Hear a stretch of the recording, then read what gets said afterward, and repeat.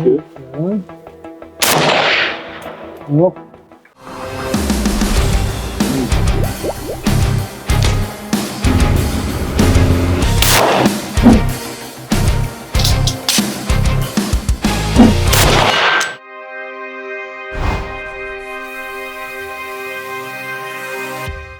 Ko'pchilik biznes boshlash uchun pul kerak deb o'ylaydi. Sizningcha biznes boshlash uchun nima muhim? Biznes boshlash uchun ko'pchilik pul kerak deb o'ylaydi. Masalan, birinchidan qaror qabul qilish kerak biznes boshlash uchun. Ikkinchidan intizomli bo'lish kerak. Intizom muhim narsa.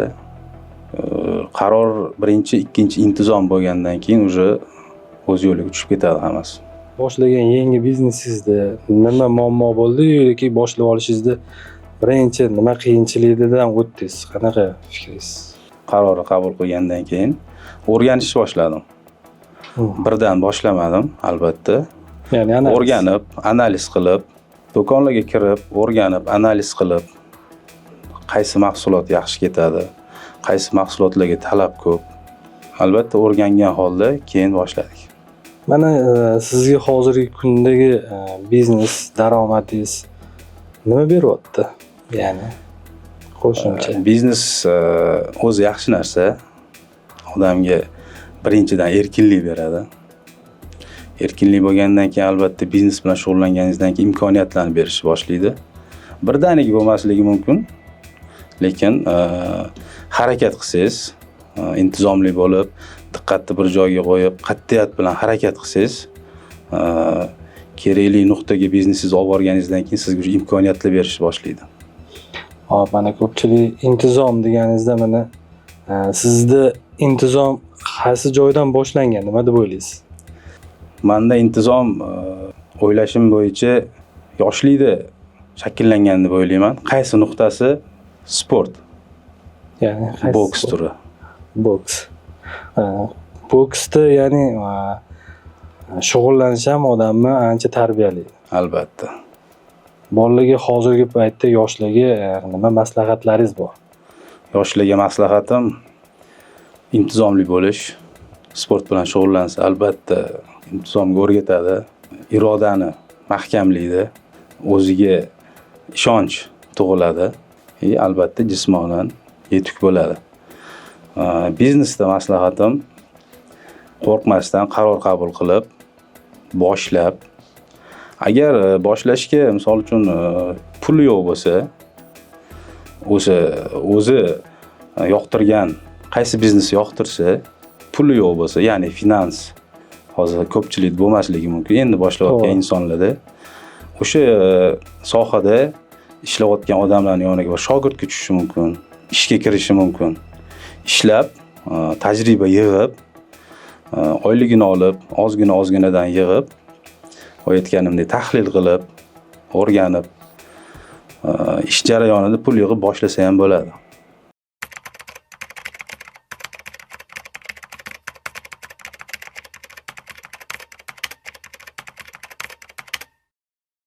Rossiyaning afsonaviy Kalashnikov konsernidan MR-135 pompa miltig'i. 12 kalibrli quvvat, bor yo'g'i 209 kilogramm vazn va har qanday ob-havoda o'ta aniq chidamlilik. Klassik ov uchun ham, taktik maqsadlar uchun ham ideal yechim. Kalibr va patronlar 12 kalibrli bo'lib, uzunligi 76 mm gacha bo'lgan barcha turdagi patronlarni otishga mo'ljallangan. Stol ostidagi quvurli o'qdon standart holatda 4-6 ta patron sig'diradi. Ya'ni siz aytmoqchisizki, biron bir ishni o'rganmoqchi bo'lsak, ya'ni o'sha joyga ishchi bo'lib, yoki bo'lmasam shogird bo'lib ham kirib, o'sha ishda sekin qanaqadir nuqtaga, qanaqadir natijaga erishsa bo'ladi. Albatta. Mana sizda hozirgi paytda qanaqa bo'lgan bu narsa haqida, misol uchun hamma ko'pchilik millionlar haqida har xil fikrlar bera oladi. Qaysi joydan boshlanganligini hech kim gapirgisi kelmaydi. Nima uchun va sizning fikringiz qanaqa? Xo'p. Keling, meni biznesimni qaysi joyi, qaysi nuqtasida emas, biznes kattami, kichkinami, menga nima bergani haqida gaplashsak. Erkinlik, imkoniyatlar haqida. Bu hozirgi yurg'izayotgan biznesingiz haqida ozgina ma'lumot bersangiz. Biznes haqida ma'lumot berish, bilasizmi?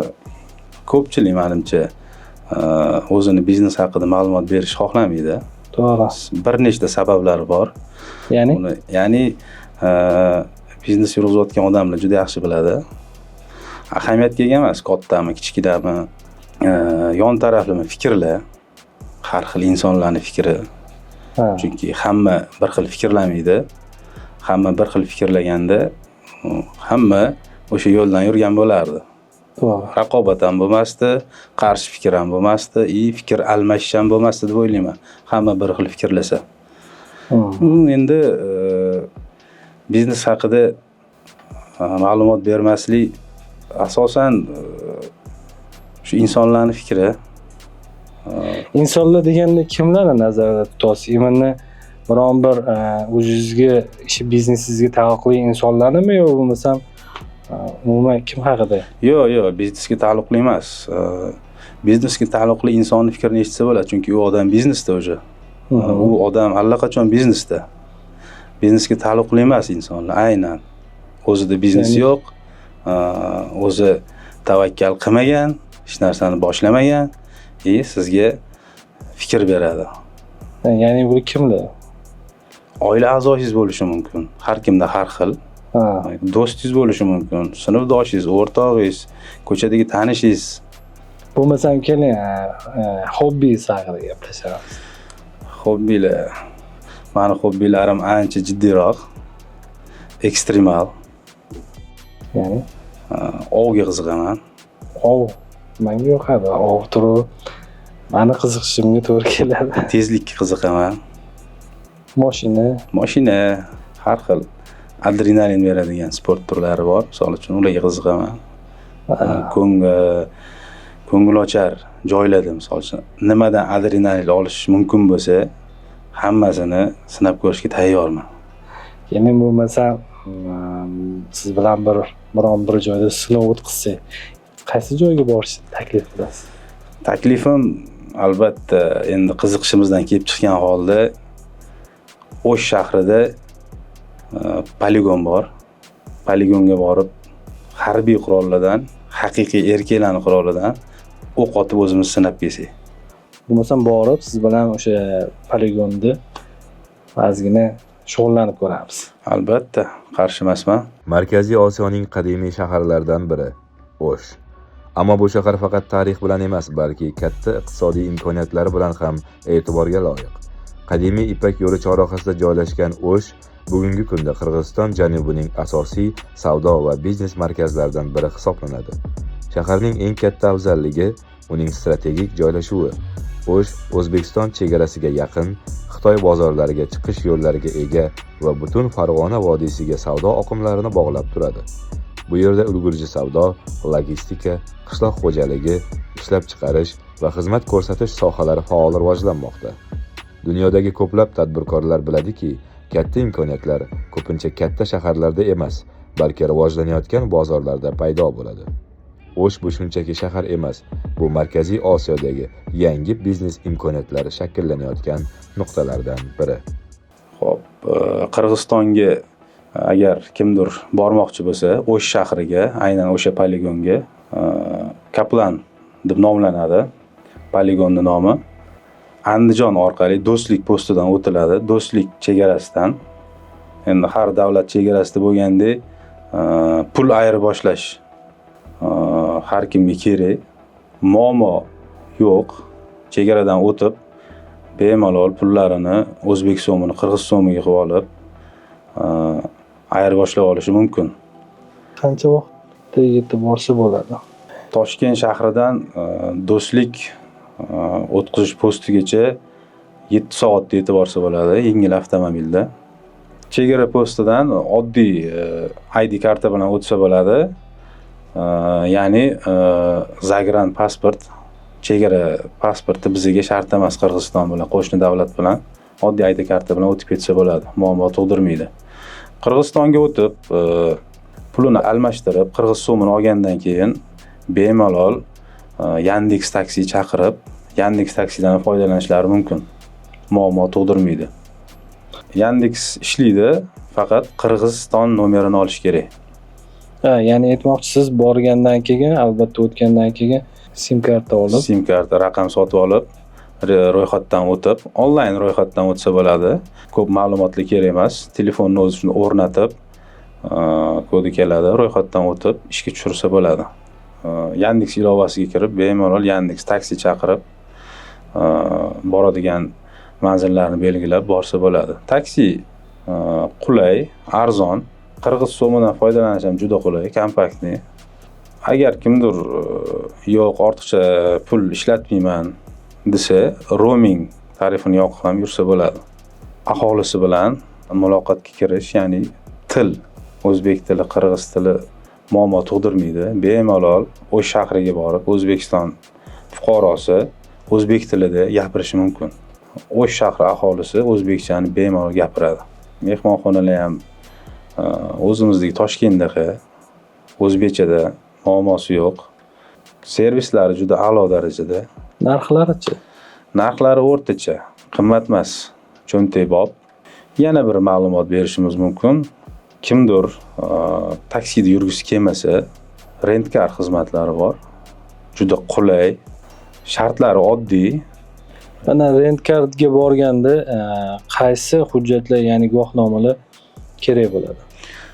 Rentkarga borgandan keyin u haydovchilik guvohnomasi, keyin shaxsini tasdiqlovchi hujjat, ya'ni pasport. Pasport taqdim etasiz. Kelishuv shartnomasi bor. Bu yerda agar o'qigan bo'lsangiz, biron bir ma'lumot berib o'tsangiz o'sha kelishuvlar haqida. Xo'p, kelishuv haqida to'lov oldindan to'lanadi. Xohlagan mashinangiz, menyusida bor mashina, katta mashina bo'ladimi, yengil mashina bo'ladimi? Katta deganimda, ya'ni yo'l tanlamas. Pul oldindan to'lanadi shartnomasi bor. Shahar haqida ma'lumotlar ham berishadi. Kimgadir qiziq bo'lsa, kimdir bilmasa, rentkar xodimlari shahar haqida ma'lumot beradi. Men shu narsani sezdim. Shahar yangilanayotgan shahar ekan. Ya'ni u joyda hozirgi paytda sekin asta urbanizatsiya boshlandi. Xuddi shunday. Bir taraflama ko'chalar bor, ya'ni buzilgan ko'chalar bor. Shu haqda ham ma'lumot berishadi. Siz aytmoqchisizki, qaysidir ko'chalar yopiq bo'lishi mumkin. Albatta. Shahar qurilish jarayonida boshqatdan qurilyapti shahar, rivojlanyapti. Albatta unaqa bir taraflama ko'chalar, yopiq ko'chalar albatta bo'ladi. Qatnov bir yoqlama ko'chalar ko'paygan, eski tor ko'chalar buzilib, kengaytirish jarayonida. Keling, qurollarga o'tishdan oldin boruvchilarga, mehmonlarga bitta ma'lumot berib ketsak, eshikdan kirishingiz bilan sizni menyu kutib oladi. Tanlamoqchi bo'layotgan qurolingizni tanlasangiz, xodimlar xushmuomala tanishtirishadi. Qurolli xususiyatlari, narxlari turadi, chiroyli narxlar tanlab ma'lumotlar olish mumkin. Menyudan o'zingizga yoqqan qurolni tanlaysiz, instruktorlar sizga qurol haqida ma'lumot beradi. Shu joyda savol berishadi, so'raydi, ya'ni siz xizmat qilganmisiz, professionalmisiz, tajribangiz bormi? Maslahat beraman, rostini aytishni. Quroldan otib ko'rmagan inson otib ko'rmagan deyishini, ya'ni jiddiy narsa. Otib ko'rmagan emas, otib ko'rmadim deyish kerak. Instruktorlari o'rgatishadi, o'qlab, tayyorlab berishadi. Правила обращения оружия. Что можно делать, что нельзя делать. Всегда обращаться с оружием как заряженный. Как o'qtalganday qo'llanish kerak da. Никогда не отправляйте оружие туда, куда не собираетесь стрелять. Направление. Так, сюда. Сюда.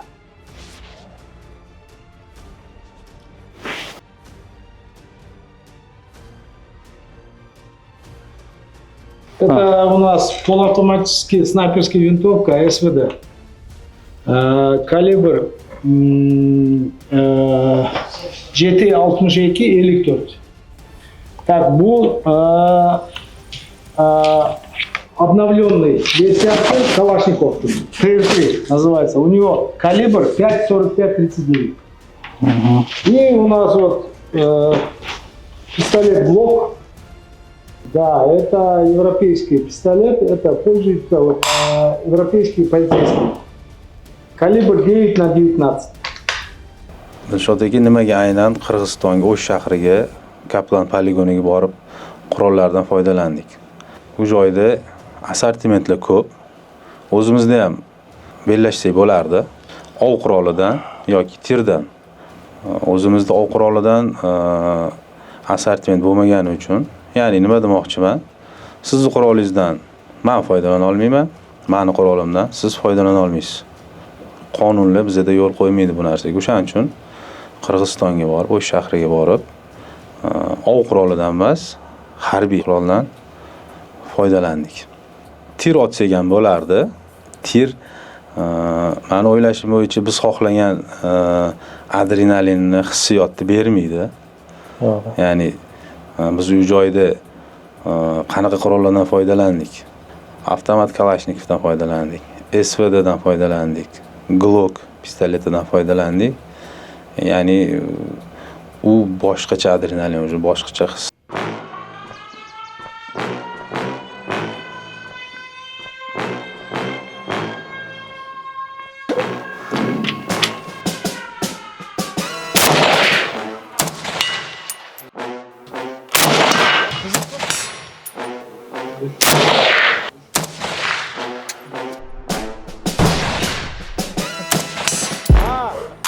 Valni bor-ku. Shunda chust qilarga. Ani bilmadim, SVD dashcha bo'lsa kerak. Bular otayotganlar kattaroq. valdan sho'tga cho'ng kelyapti-da.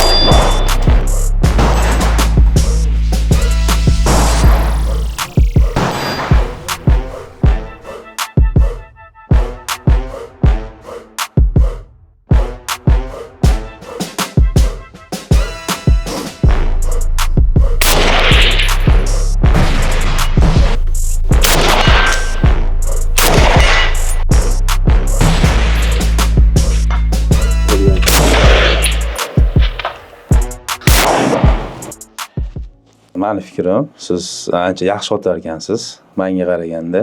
Rahmat. Bu yoqda taomlanish masalasi qanaqa? Albatta, taomlanish masalasiga kelsak, Qirg'iziston O'sh shahrini ovqatlari, aynan qirg'iz xalqini ovqatlari juda shirin, juda mazali, halol. O'zimizni o'zbek milliy taomlariga juda yaqin, bir xil deb aytsak ham bo'ladi, farq qilmaydi. Arzon, xizmat ko'rsatishi ham a'lo darajada, muammo tug'dirmadi. Albatta, O'shga borgandan keyin har qanday xalq o'zini odatlari bor, urf-odatlari, milliy kiyimlari bor. Ko'p narsalarni ko'rish uchun aynan bozoriga borishni maslahat beraman.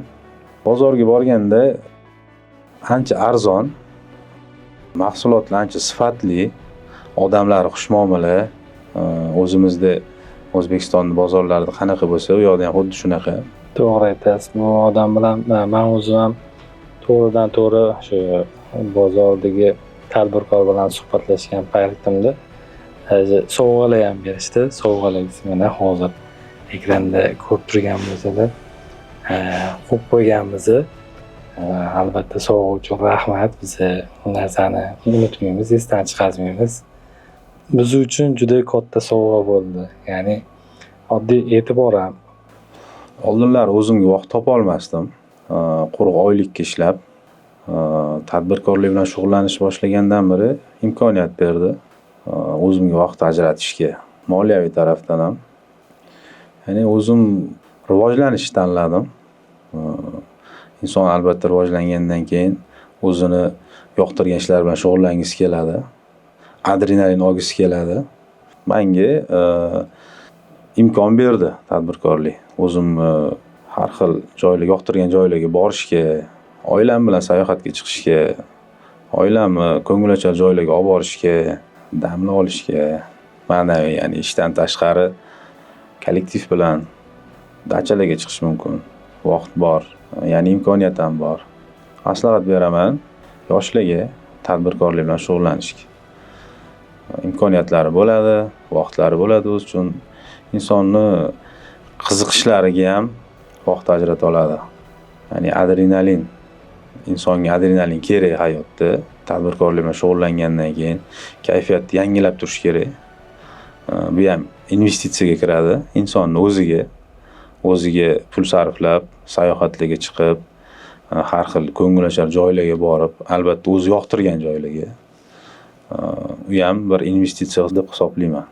Hozirgi kunda ko'proq shunday insonlarni manfaatli suhbatlar bo'lishini xohlayman. Ya'ni shunaqa insonlar davrasiga qo'shilishni xohlayman. Har bir suhbatdan, har bir uchrashuvdan manfaat olish. Manfaat deganda yangi fikrlar, yangi g'oyalar, tajribalar olish maqsad. Ya'ni katta yoki kichik biznes yurituvchi bo'lsam, ularning fikri muhim deb o'ylaysiz. Albatta, biznesi kattami, kichkinami, u tadbirkor qaysidir biznes yurg'izyapti. Albatta, fikri muhim. Qanday boshlagani, qanday davom etayotgani, qanday ishini rivojlantirishda qanaqa muammolarga uchragan, tajribasidan nima o'tkazgan, albatta muhim. Bu kanaldan yurg'izish maqsad o'zi nima aslida? Aslida shuki, biznes bilan shug'ullanayotgan katta va kichik bo'lsam, shu insonlarni jalb qilish, o'zi o'sha hozirgi paytda klub o'zimiz tashkil qilyapmiz. Ya'ni 100 emas, 1000 emas, ko'plab biznesmenlarni bilan suhbat o'tkazib, bu yerda fikr almashib, analiz qilib, ish o'rganib, birlashgan holda ancha ishlarni hal qila olishligimizni ko'rsatib berish. Xuddi shu. O'zi maqsad shu. Ya'ni maqsadim birlashtirish. Ha, albatta men bu fikrlarga qo'shilaman. Inson kim bilandir birlashsa, xuddi siz aytgandek, agar manfaatlar birlashsa, albatta inson yetuklikka erishadi. Biznes yuritganda ham insonlar birlashsa, birgalikda ham fikr bo'lsa, ta'kidlaganimizdek, moliyaviy erkinlik bo'ladi insonda, ham vaqt eng qimmat narsa. Insonni o'ziga ajratadigan vaqti bo'ladi. Dilshod aka, taklif uchun rahmat. Xursand bo'ldim klubga a'zoligidan. Vaqt ajratib kelganingiz uchun rahmat.